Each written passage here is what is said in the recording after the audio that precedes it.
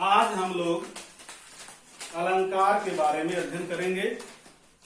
अलंकार क्या होता है, उसके कितने भेद हैं और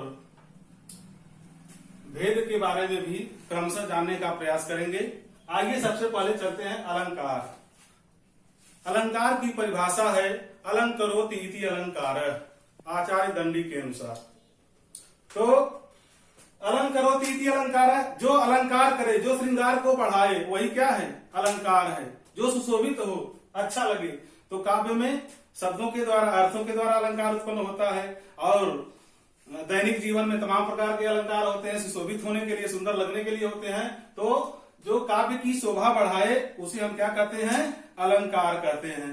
अलंकार के दो भेद हम लोग जानते हैं। आज तक दो भेद जानते थे, लेकिन अगली कक्षाओं में जब आप बीए करेंगे, ग्रेजुएशन करेंगे, एमए करेंगे, तो आप पाएंगे कि एक अलंकार और है। उसका क्या नाम है? उभया अलंकार। बाद में उस पर चर्चा करेंगे। सबसे पहले आइए शब्द अलंकार। काव्य में जहां शब्दों के द्वारा चमत्कार उत्पन्न हो या काव्य की शोभा बढ़े, उसे हम शब्द अलंकार कहते हैं। किसके द्वारा? शब्द के द्वारा काव्य में चमत्कार की उत्पन्न होती है, उसे हम शब्द अलंकार कहते हैं। और काव्य में जहां अर्थों के द्वारा चमत्कार उत्पन्न होता है, सुंदरता बढ़ती है, उसे हम अर्थालंकार कहते हैं। और जहां पर ये दोनों चीजें नहीं मिलती हैं, वहां उसे हम कहते हैं उभया अलंकार।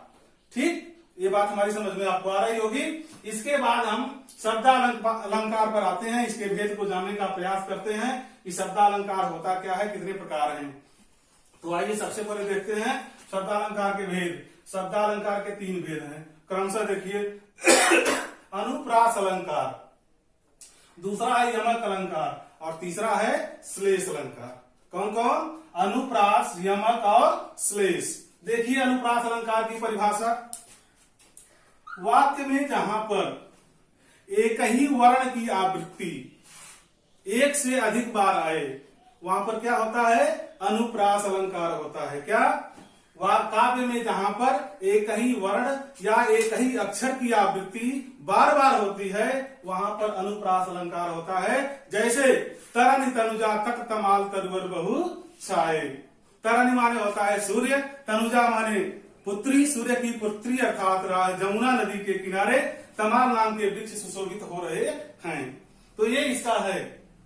और ऐसे तमाम सारे उदाहरण हैं, उसको आप देख सकते हैं, जान सकते हैं। आधुनिक युग में भी है, मैं आपको कक्षा में बताया भी था, हंसने के लिए। ऐसा न हो कि हमारा काव्य बोर हो जाए। तो यह अनुप्रास अलंकार की परिभाषा है। तरनि तनुजा तक तमाल तरुवर बहु छाए। उदाहरण में त वर्ण की आवृत्ति बार बार हुई है, इसलिए यहाँ पर क्या है? अनुप्रास अलंकार है। दूसरा है यमक अलंकार। यमक अलंकार थोड़ा सा हट जाएंगे इसमें। काव्य में जहां पर एक ही शब्द की आवृत्ति एक से अधिक बार आवे, लेकिन उसका अर्थ क्या हो? भिन्न भिन्न हो, अलग अलग हो, वहां पर क्या होता है? यमक अलंकार होता है। जैसे बहुत पारंपरिक उदाहरण है आपका, कनक कनक ते सगुनी मादकता अधिकार, या खाए बौरात जग वा पाए बौरात। तो कनक माने होता है धतूरा, कनक माने होता है सोना। एक पा गया तो पागल हो गया, दूसरा पा गया तो वो भी पागल हो जाएगा। एक खाकर के पागल होगा, एक पाकर के पागल होगा। क्यों? क्योंकि एक के पास सही नहीं है और एक जानता ही नहीं उसके बारे में। तो कनक कनक कई सगुनी मादकता अधिकार, वा खाए बौरात जग वा पाए बौरात। या फिर एक दूसरा उदाहरण है, एक नायक अपनी नायिका को, अपनी पत्नी को पहुंची भेजता है। पहुंची माने एक आभूषण है जो पहना जाता है। उसने लिखा, जो पहुंची हमने भेजी थी, वो पहुंची पहुंची की नहीं है। घर पहुंची पहुंची हो तो लिख भेज की पहुंची पहुंची है। एक पहुंची माने पहुंचना होता है और एक पहुंची माने वह आभूषण होता है। तो एक ही शब्द की आवृत्ति बार बार, दो बार हो, अर्थ अलग अलग हो, वहां पर यमक अलंकार होता है। इसके बाद आखिरी है तीसरा अलंकार आपका श्लेष अलंकार। श्लेष माने होता है चिपका हुआ। क्या होता है? चिपका हुआ। अर्थात वाक्य में या काव्य में जहां पर एक ही शब्द एक ही बार आए, लेकिन उसका अर्थ भिन्न भिन्न हो, अलग अलग हो, वहां पर श्लेष अलंकार होता है। जैसे आपका पारंपरिक उदाहरण है चरण धरत चिंता करत, चितवत चारिंग गोर, सुवर्ण को खोजत फिरत, कवि व्यभिचारी चोर। कवि के लिए सुंदर वर्ण चाहिए, अक्षर चाहिए। व्यभिचारी के लिए सुंदर चेहरा चाहिए, रंग चाहिए, और चोर के लिए वर्ण माने सोना चाहिए। तीनों का अर्थ भिन्न भिन्न है, इसलिए यहाँ पर श्लेष अलंकार है। दूसरा उदाहरण है रहीमन पानी राखिए बिन पानी सब सून, पानी गए न उबरे मोती मानुष चून। पानी अगर चला जाएगा तो मोती के लिए भी बेकार है, चूना के लिए भी बेकार है, मनुष्य के लिए भी बेकार है। इस प्रकार से आज हमने आपको बताने का प्रयास किया कि अलंकार क्या है, अलंकार के कितने भेद हैं और शब्द अलंकार उसके कितने भेद हैं, 1 2 3। इसके बाद अगली काव्य इसे कहते हैं, काव्य के कितने भेद होते हैं इसके बारे में अध्ययन करेंगे। और हमें आता है, सब लोग अपना परिचय बता रहे हैं, हमें तो आप लोग जान ही रहे होंगे, सभी लोग मुस्कुराते रहे हैं। आइए, काव्य, काव्य किसे कहते हैं? संस्कृत में प्राचीन काल से लेकर के अब तक गद्य और पद्य को साधारण रूप में काव्य की संज्ञा दी जाती थी, लेकिन हिंदी में यहाँ कुछ अलग है। गद्य को वाक्य के रूप में प्रकट करते हैं, पद्य को छंद के रूप में प्रकट करते हैं, और जो गद्य पद्य मिश्रित होता है उसे हम चंपू कहते हैं। तो ये 3 प्रकार का हो जाता है काव्य हिंदी में, गद्य पद्य और चंपू। गद्य में विचारों की प्रधानता होती है और पद्य में भावों की प्रधानता होती है, और गद्य पद्य मिश्रित रचना को हम चंपू कहते हैं, चंपू काव्य कहते हैं। क्या कहते हैं? चंपू काव्य कहते हैं, भूलना नहीं है। इसके बाद अब इसको छोड़ दीजिए, इसको भी छोड़ दीजिए। अब आइए पद्य पर। पद्य क्या है या कविता क्या है? ऐसी रचना जो छंद से आबद्ध हो, जिसमें गति हो, यति हो, तुक हो, ताल हो, के नियमों से आबद्ध हो, बधी हो, उसे हम क्या कहते हैं? पद्य कहते हैं। जैसे बलिहारी गुरु आपने दवहाड़ी कई बार, जिन मानिस ते देवता करत न लागी बार। बलिहारी गुरु आपने, एक धारा प्रवाह है, तीव्र गति से हम बोल रहे हैं। फिर विराम है माने यति है, इसके बाद जिन मानिस ते देवता, फिर विराम है, करत न लागी बार, फिर विराम है, मतलब रुक रहे हैं। तो गत्यात्मक है, गति है, यति है, लय है, तुक है, तमाम नियमों से आबद्ध जो रचना होती है उसे हम पद्य कहते हैं या कविता कहते हैं, काव्य कहते हैं। अब छोड़ दीजिए इनको और इनको, आ जाइए पद्य पर। पद्य के 2 भेद होते हैं। नंबर 1 है श्रव्य काव्य और दूसरा है दृश्य काव्य। कौन कौन से? श्रव्य काव्य और दृश्य काव्य। ऐसी रचना जिसको कानों द्वारा सुन करके हमें आनंद की अनुभूति होती है उसे हम क्या कहते हैं? श्रव्य काव्य कहते हैं। जैसे कहानी आप सुनते हैं, कथा को सुनते हैं, कविता को सुनते हैं और आनंद की अनुभूति करते हैं। क्योंकि हिंदी जो विषय है वह आनंद की अनुभूति करने की भी बात है, और जो हमारे संस्कार हैं वह भी हमें इससे प्राप्त होते हैं। तो आनंद की अनुभूति को ही हम लेते हैं, ले लीजिए, श्रव्य काव्य कहते हैं।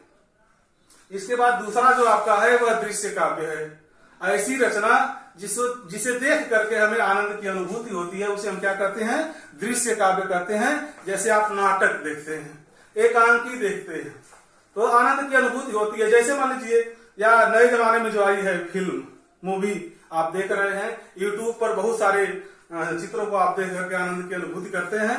वैसे ही हमारे विद्यालय का भी अब यूट्यूब यस, इंस्टीट्यूट के नाम से जल्दी ही प्रसारित होने वाला है।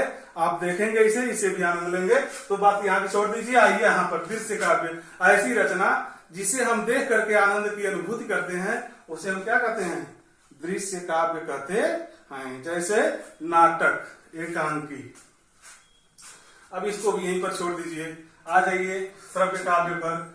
आगे चल करके इसे भी 2 भागों में बांट दिया जाता है। आप जानते भी होंगे, पिछले कक्षाओं में 9वीं में 10वीं में पढ़ भी चुके होंगे। तो यह 2 भागों में बढ़ जाता है।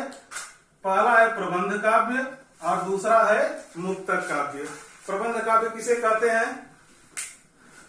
ऐसी रचना जिसकी एक अर्धाली दूसरे अर्धाली से संबंधित होती है, अंग्रेजी में कहते हैं रिलेटेड होती है। मतलब यह जो है प्रबंधात्मक रचना होती है, यह किसी महापुरुष के जीवन से लेकर के, जन्म से लेकर के मृत्यु तक के वृत्तांत का वर्णन करती है। इसमें एक अर्थाली से दूसरे अर्थाली का संबंध होता है, बिना एक दूसरे पंक्ति को पढ़े हुए पहले पंक्ति का अर्थ स्पष्ट नहीं होता है। इसमें कई छंद आते हैं, अनेकों प्रकार के छंद जो है गुंफित रहते हैं, उनको हम ग्रहण करते हैं, पढ़ते हैं। इसके अलावा आपका जो दूसरा काव्य है वह है मुक्तक काव्य। इसमें मुक्तक काव्य, यह काव्य अपने आप में परिपूर्ण होता है, इसे दूसरे अर्धाली से कोई मतलब नहीं होता है। जैसे मान लीजिए बलिहारी गुरु आपने जमहाड़ी कई बार जिनवारी से देवता करने लागी बार, यह कबीरदास का दोहा है। गुरु की महत्ता का वर्णन किया गया है। इसी तरह से मेरी भव बाधा हर और राधा नागर सोय, जातन की झाई पड़े श्याम हरदुति होय, तो यह भी अर्धाली, या तो इसमें जो है अपने आप में यह परिपूर्ण है, इसका एक ही दोहे में सारा अर्थ समाहित है और उसी के आधार पर हम आगे बढ़ते हैं। अब इसको भी छोड़ दीजिए, इसको भी छोड़ दीजिए, आगे चलते हैं। या प्रबंध काव्य आगे जाकर के दो भागों में बढ़ जाता है, पहला है महाकाव्य, दूसरा है खंड काव्य। महाकाव्य जैसे आपका रामचरितमानस है, यह भी सर्गबद्ध होता है, कई सर्गों में विभक्त होता है, एक अर्थाली से दूसरे अर्थाली से इसका संबंध होता है, बिना उसके इसका अर्थ स्पष्ट नहीं होता है। जैसे रामचरितमानस है, पताका प्रकरी और प्रहरी बीच में आते जाते रहते हैं, समाप्त होते रहते हैं। जैसे रामचरितमानस है, महाभारत है, कामायनी है। इसके बाद दूसरा जो आपका है वह खंड काव्य है। यह खंड काव्य किसी महापुरुष के जीवन का एक अंश, एक भाग इसमें वर्णित होता है। और जैसे मान लीजिए आपका अगर पूजा खंड काव्य है कक्षा 10वीं में, आपके 12वीं में श्रवण कुमार खंड काव्य है, उसे आप पढ़ते हैं। वह भी श्रवण कुमार खंड काव्य में केवल वही दशरथ के जीवन का एक भाग जो दिखाया गया है अंत में, वही इसमें भी बताया गया है। तो इस प्रकार से आज हमने काव्य के कितने भेद होते हैं और गद्य पद्य, पद्य के कितने भेद होते हैं, श्रव्य काव्य, दृश्य काव्य, श्रव्य काव्य के कितने भेद होते हैं, प्रबंध काव्य और मुक्तक काव्य। इसके बाद प्रबंध काव्य के कितने भेद होते हैं, 2, महाकाव्य और खंड काव्य हमने बताने का प्रयास किया। और हमें आशा है आप अच्छी तरह से इसको पढ़ेंगे, इससे और ज्यादा ज्ञान अर्जित करने का प्रयास करेंगे। अगली कक्षा में फिर मिलेंगे। धन्यवाद।